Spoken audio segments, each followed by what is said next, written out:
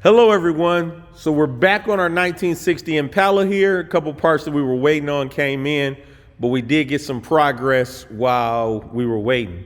So I'll drop in a clip right now that will show us at the start of our steering column install, because that was one of the major things that we had to do. Then you can watch that clip, then I'll check right back in. So now we're on the interior of our 1960 Chevy Impala. We have two major jobs to do on the interior. One is to install this set of Dakota digital gauges. The second, which we're going to start attacking right now, is to replace this factory steering column with a tilt steering column so the car is a lot more comfortable to drive. And the way we are going to accomplish that is with this component right here. We got a steering column from ididit. This is the part number right here. It is specifically made for 1960 Impala. And here it is. It is in a raw finish because we will color match it to the interior. And the way we're pretty sure that we will get a good color match is we took our glove box off and used that for our color match. So we should be good there. So we're gonna start first by removing the steering wheel. Then once the steering wheel is off, we will get our steering column out, our bezels, and get our mock-up going. Okay, so you should have watched that clip about the steering column. The steering column is in. We also added a new boot. We have our coupling on there. We need to put our set screw in. We will do that once we finalize everything. This is how the steering column looks. One of the things that we were waiting on is some AC hose, because we have to remake this hose here that would run from our condenser to our compressor. We've also changed the way our compressor is mounted. So let's get going. Let's make this hose. Then I'll raise the car up in the air and show you our shifter linkage. Thank you. So we have our AC line made.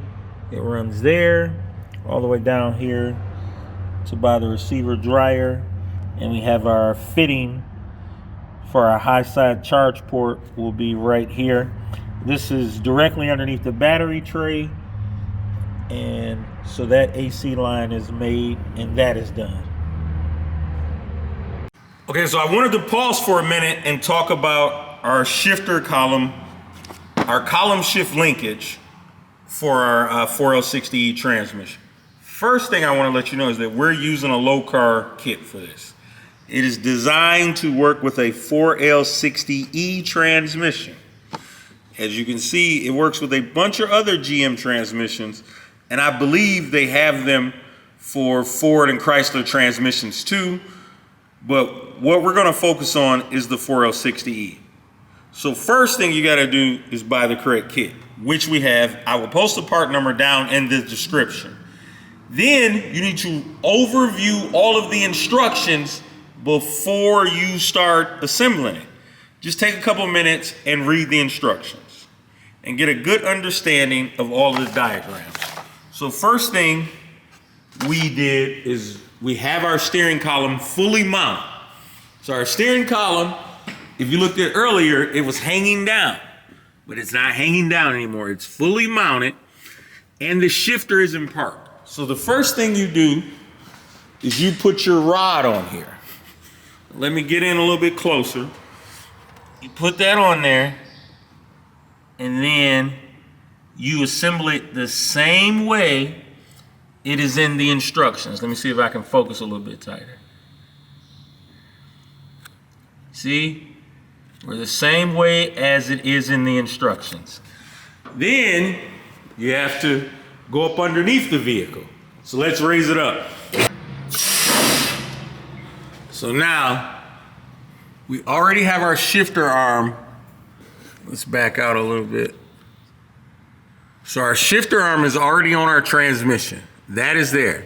And now this is our rod that's coming down from our column shift up there. Let's zoom in on that. So you can see it's coming down. And we haven't cut our rod yet because we want to see where it winds up at.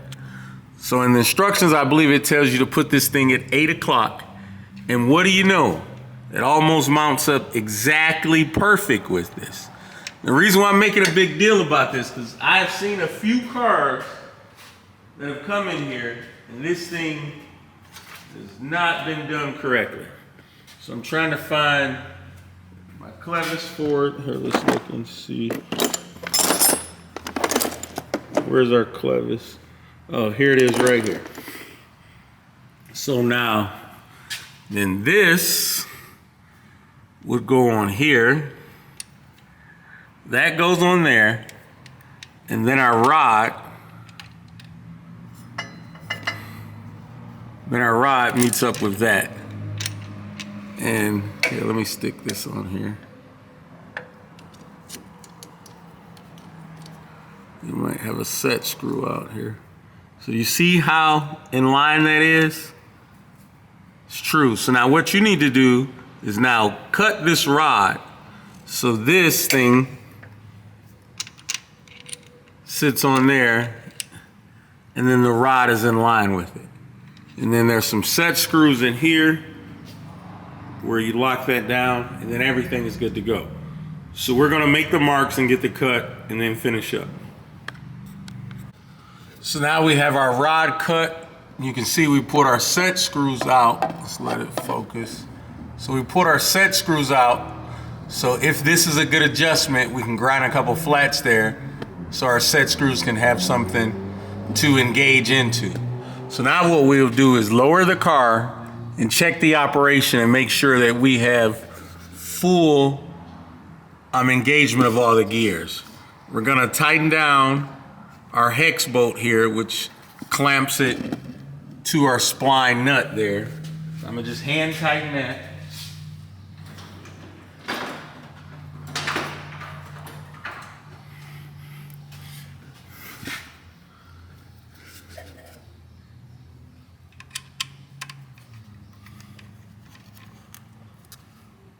So we got that there hand tight. We got our screw on, so we'll let the car down and check our engagement.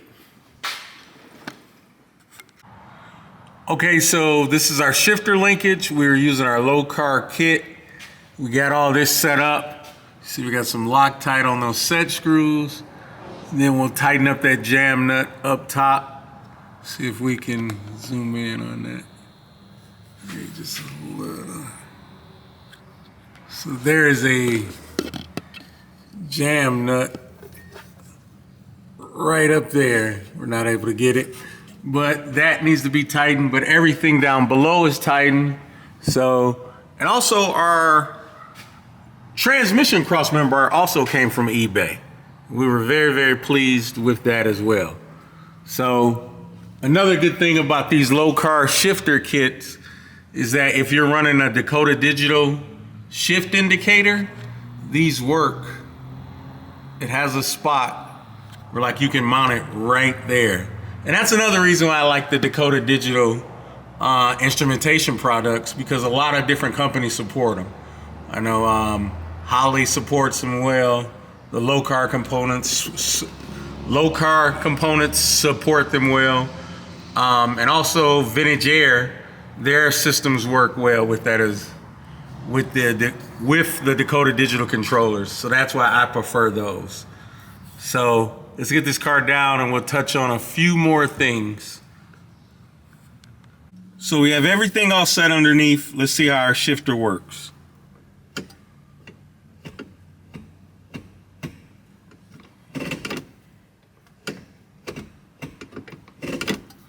And our shifter is all set.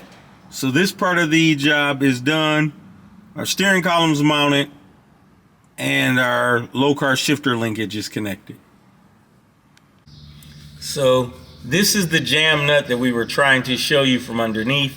The jam nut is secured, and officially our Lokar column shift linkage installation is complete. So thank you for watching this video. So one issue we are having here for our LS swap is our heater hose is going here and here. but they interfere with our upper control arm mount. So we're not going to move our control arm. So what we're going to have to do is pull our water pump back off, remove these plugs, and then tap them for AM plugs at like 90 degrees or 135 or something. And then we'll reinstall our water pump, put our fittings in. We'll probably swing them up a little bit so we can get them out of the way of our control arm, and then keep it moving. So we're going to tear this back apart, and this will probably be a two-parter video here. So let's get going.